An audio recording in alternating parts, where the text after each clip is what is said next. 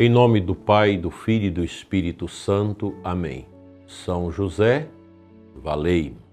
São Padre Pio, rogai por nós. Dileto e amado ouvinte do programa Oração da Manhã, quinto dia da novena de São Padre Pio, nós queremos pedir a Ele que nos ajude a viver as virtudes de Cristo que São José viveu, no corpo místico de Cristo. Nesses dias nós estamos falando da necessidade da igreja não se acomodar.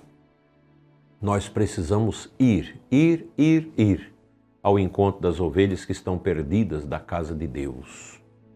São muitas. É preciso, gente, visitar os hospitais, os presídios. Eu sei que é difícil nos nossos tempos arrumar gente, voluntários para isso. A catequese, vocês vejam como está difícil a catequese, meu Deus do céu. É a mesma cantiga de grilo em todo o Brasil, falta de perseverança. Nós não podemos ser católicos assim, gente. Falta perseverança na catequese, falta perseverança nos ministros da comunhão, nos que animam o canto litúrgico. Como é bela a paróquia onde há um compromisso do povo com o Espírito Santo. Nos trabalhos da igreja, na evangelização. E trabalho de igreja não é só fazer promoção e festa para arrecadar dinheiro, não. Como vocês vão manter a igreja se vocês não evangelizam? Se não traz mais gente para ajudar, para ser dizimista na igreja? Ficar só com promoção, só com festa, só com bingo, essas coisas não funciona. Isso é um paliativo. A gente precisa criar comunidades, rede de comunidades. Comunidade de comunidades, como nós temos colocado nas nossas diretrizes pastorais. Não precisa você achar ruim esses termos, porque eles são bem pensados e objetivos. Às vezes a gente não gosta. Eu não gosto da CNBB, não gosto disso, mas tem muita gente séria que pensa as coisas como deve. Os bispos, por mais que nós somos fracos, fragilizados, miseráveis na nossa condição humana, mas os bispos têm assistência do Espírito Santo. O Papa tem assistência do Espírito Santo. Ele não pode ficar duvidando disso. Porque a igreja não é uma associação humana, como o Papa Francisco muitas vezes fala, Bento XVI também falou muito disso, São João Paulo II. A igreja somos nós que fazemos parte dela, no corpo místico de Cristo. E precisamos ir à frente. Mas como a igreja diz o Fulton Sheen na página 386, como a igreja é uma personalidade viva, porque possui a mesma alma, a mesma cabeça, a mesma mente, o mesmo coração, a mesma vida agora, que possui há 2000 anos, pode agora nos falar de seu crescimento e plenitude na primeira pessoa. A igreja cresceu, a igreja foi se desenvolvendo, se tornando um corpo místico expresso nos seus membros. E as palavras da igreja conforme a plenitude de Cristo são: no dia de Pentecostes havia 12 celas em meu corpo, próximas à Mãe Santíssima. É como se fosse Jesus falando. Que foi deixada pelo seu Filho para ser minha mãe e protetora durante a infância. O meu corpo começou a crescer no berço do judaísmo, onde nasci, mas em poucos anos incorporei a mim mesmo os gentios que não conheciam outro Deus senão César. O meu esposo Cristo havia me dito que seria odiada, como ele era odiado, e enquanto ainda era somente uma criança, haveria outros Herodes, que me teriam matado em Roma, tal como teria matado em Belém. Tive apenas alguns brevíssimos momentos de paz. De fora, fui atacada pela espada. É como se fosse a igreja falando e não Cristo. De dentro, fui injuriada por falsos irmãos. E, no entanto, nem a perseguição, nem o erro impediram o meu crescimento. A espada reforçou a minha coragem. O erro aguçou o meu intelecto. Em um século, havia crescido ao ponto de estar em todo o Império Romano. E depois, para além dos seus postos avançados, enviei missionários aos bárbaros, que me ajudaram a crescer até a plenitude que possuía quando coroei Carlos Magno no ano 800. O meu corpo cresceu em estatura, sabedoria e força, e no século XII da minha existência, tal como Cristo no seu 12º ano, estava instruindo doutores do mundo nos templos das universidades medievais que espalhei em todo o mundo. No século XVI perdi algumas células do meu corpo, como tinha perdido também alguns séculos antes em razão dos erros dos gnósticos e dos pelagianos. E, no entanto, após cada perda, surgiu uma nova força, pois a minha sorte, como a do meu esposo, que é Cristo, está para sempre ressuscitando da sepultura onde os homens me deixaram como morta. A heresia ensinou-me novamente o quanto Cristo vivia a sua nova vida em meu corpo místico, pois recordei que em Cafarnaum alguns dos discípulos deixaram-no e já não caminhava com ele. E assim censurei-me no Concílio de Trento e submeti-me, e agora, nesta mesma hora, às 12 células que designei no meu corpo em Pentecostes. São agora mais de 1 bilhão de almas em todos os cantos do mundo.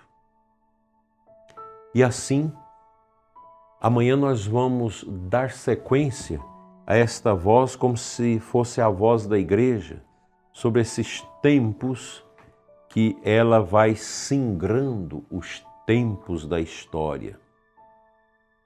Muito bonito esse relato que Fulton Sheen vai fazendo para nós. Veja como ele recorda esses momentos grandiosos da igreja pós-Pentecostes. Todas as tribulações que a igreja foi vivendo. Se hoje nós falamos, a igreja está em crise, a gente escuta muito isso. Não é a igreja que está em crise. A igreja é o corpo místico, é o mistério de Jesus ressuscitado. Quem está em crise sou eu, você, nós.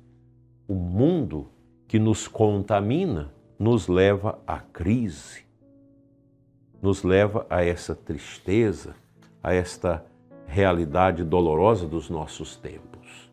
Agora, se eu e você paramos de orar mais, de fazer nossas penitências, de orar na madrugada, de escutar Deus e de nos colocar no empenho missionário, então nós não vamos ajudar o corpo místico. Eu vou abandonar a paróquia porque o padre da Teologia da Libertação não gosta de rezar, não gosta de dar comunhão na boca, não gosta de fazer o cerco de Jericó. Não, você vai procurar, se o padre não deixa vocês rezar, cria grupos nas casas. Cria grupos para rezar no cemitério, para visitar o Santíssimo. Nenhum padre pode proibir o povo de ir no Santíssimo e rezar. Vamos rezar, nós não podemos. E quem sempre salva a igreja são os leigos com os padres piedosos. Claro que sim. Basta a gente ler o livro de Gomorra, de São Pedro Julião, Damião, do século XII. Que ele vai dizer isso. A tristeza que chegou à realidade da igreja naquele alto momento da Idade Média, mas o Espírito suscitou o povo de Deus, os sacerdotes piedosos, os bispos piedosos, para salvar a igreja, como no tempo de Santo Atanásio, também nos nossos tempos. Não é um inimigo qualquer que nós estamos lutando contra ele, não. Nós estamos lutando contra a guerra cultural. Sim, mas a guerra cultural, marxista, comunista, relativista, desse tempo de modernismo, ela é uma ação do mal. E a gente combate isso a partir dos joelhos, joelho no chão, rosário, confessionário, sacrário, missa, devoção às almas, devoção aos anjos, São Padre Pio e tantos santos que nos ajudam. A Igreja Católica não é uma instituição qualquer. Ela é o corpo místico de Cristo que se expressa através de nós. E a gente precisa ter essa coragem de continuar o curso do novo povo de Deus, o novo Israel, que é a igreja deixada por Cristo, até a sua volta. Nós estamos neste mundo, pelo nosso batismo, a preparar a volta de nosso Senhor Jesus Cristo. Com alegria, sem medo, sem devaneio, sem deixar a igreja, sem cair nesses extremismos de sede-vacantismo, essas coisas, vamos adiante, porque a nossa igreja é viva. Os sacramentos são vivos. A missa nova, a missa antiga é a missa de Cristo. Não precisa ficar apegados agora. Eu só participo da missa antiga, só a missa antiga vale. Isso é um ultraje às coisas de Deus. Isso é falta de humildade. A Santa Missa que nós celebramos ordinariamente, ela é um sacramento e é válida. Como também a gente não nega a validade da missa de sempre, aí, de todos os séculos. É a Santa Missa, é a igreja. Nós não podemos ficar agarrados nessas bobagens humanas. Vamos orar, vamos trabalhar, vamos fazer o nosso apostolado e deixar o zelo amargo de lado. Porque o zelo amargo não confere com a doçura de Cristo, de Nossa Senhora e dos santos, como São Padre Pio.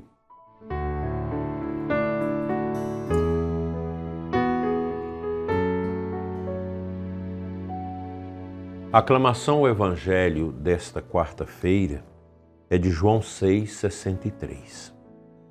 Senhor, tuas palavras são espírito, são vida, só tu tens palavras de vida eterna.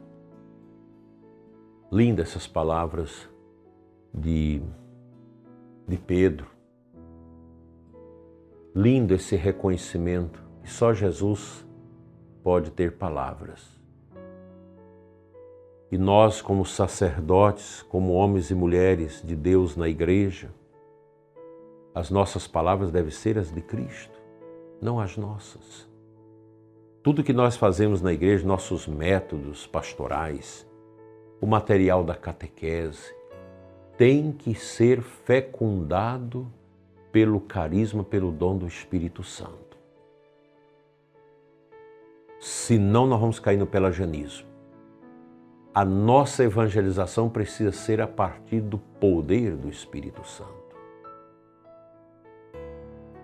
da graça de Deus, a centralidade da graça divina.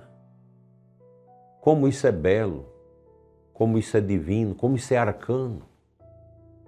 Saber que nós somos movidos não pelo nosso espírito, mas pelo Espírito Divino, o Espírito de Deus, que vai singrando nossas vidas com a graça do seu amor. Creiamos na ação de Deus que toca a igreja pelos tempos. Amanhã nós vamos falar de mais realidades que a igreja foi vivendo ao longo desses séculos, 2000 anos. E nós temos a graça de termos nascido nesse tempo confuso, tempo difícil, para testemunhar o grande amor que nunca morre. Zelo amargo fora, doçura no coração, testemunhemos o amor de Deus com a nossa oração, com a nossa intercessão, com a nossa prática de caridade e justiça e com a nossa evangelização efetiva. Amém.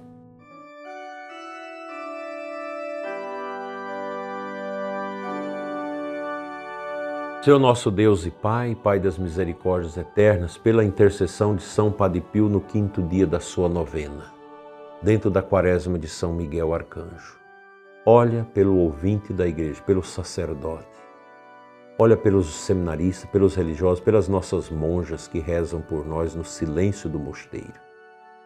Olha, Senhor, por todos que nos acompanham em diversos lugares aqui e fora do Brasil, nesta humilde e pobre oração da manhã, para que nós não percamos o vigor da nossa fé, o amor à Santa Igreja, o amor a Jesus, teu santo e eterno Filho que nos salvou. Amém. Amém. O Senhor esteja convosco, Ele está no meio de nós. pela intercessão de São Padre Pio, cuja novena estamos celebrando, abençoe-vos Deus Todo-Poderoso, Pai, Filho e Espírito Santo. Amém. Abençoada quarta-feira para você e os seus. Fiquem na paz e até amanhã, se Deus quiser.